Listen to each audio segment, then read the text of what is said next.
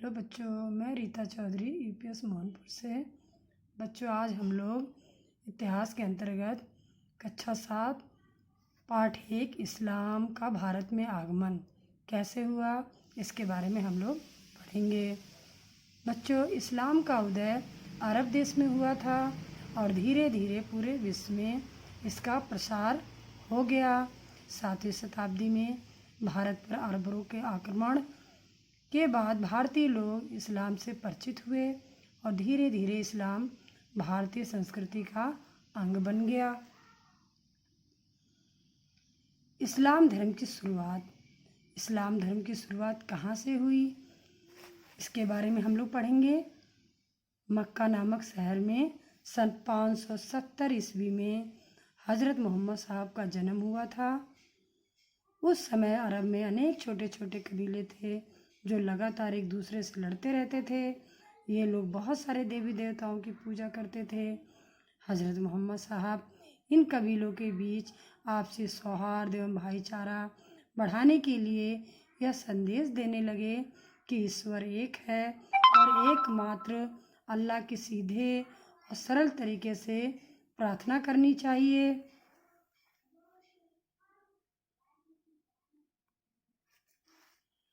मोहम्मद साहब ने कहा कि अल्लाह को मानने वाले सब लोग बराबर हैं और एक हैं।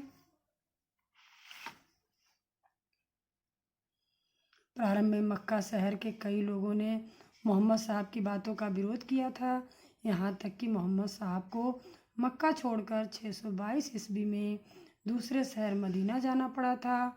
इनका यह जाना हिजरत कहा जाता है। इसी समय मुसलमानों का हिजरी संवत प्रारंभ होता है। धीरे धीरे अरब के सारे कबीले मोहम्मद साहब की बातें मानने लगे। इस्लाम धर्म अरब देश से प्रारंभ होकर दुनिया के कई देशों में फैला। मोहम्मद साहब की मृत्यु 632 ईस्वी में हुई थी। इस्लाम के 3 बुनियादी सिद्धांत हैं: समता, समानता तथा बंधुत्व। इस्लाम धर्म के लोग मानते हैं कि अल्लाह एक है और वे उसके बंदे हैं तथा हज़रत मोहम्मद साहब अल्लाह का पैगाम यानी संदेश लाने वाले पैगंबर हैं। मोहम्मद साहब की शिक्षाएं।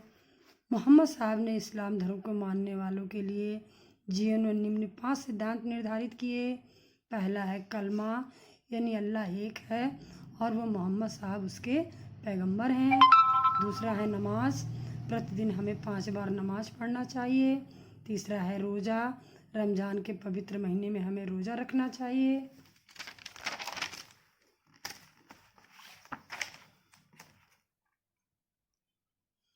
चौथा है ज़कात, अपनी उपार्जित आय का 40वां हिस्सा हमें गरीबों की मदद करना चाहिए या सहायता करना चाहिए।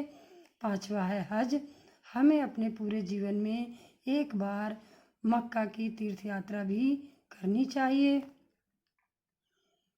मोहम्मद साहब के देहावसान यानी मृत्यु के बाद अरब खलीफाओं का प्रभुत्व स्थापित हो गया। खलीफा पैगंबर के उत्तराधिकारी के रूप में मुस्लिम जगत के धार्मिक गुरु तथा राजनीतिक प्रशासक होते थे। उन्होंने अपना साम्राज्य अरब देश, सीरिया, इराक, ईरान, मिस्र, उत्तरी अफ्रीका तथा स्पेन तक फैलाया। बच्चों, आज हम लोग यहीं तक पढ़ेंगे, इसके आगे हम कल पढ़ेंगे। अब इससे संबंधित कुछ गृह कार्य दिए गए हैं, 2 प्रश्न दिए गए हैं जिसकी उत्तर लिख करके अपनी कॉपी में आपको याद भी करना है और हमें दिखाना भी है। धन्यवाद बच्चों। प्रश्न है बच्चों कि इस्लाम धर्म का संस्थापक कौन था।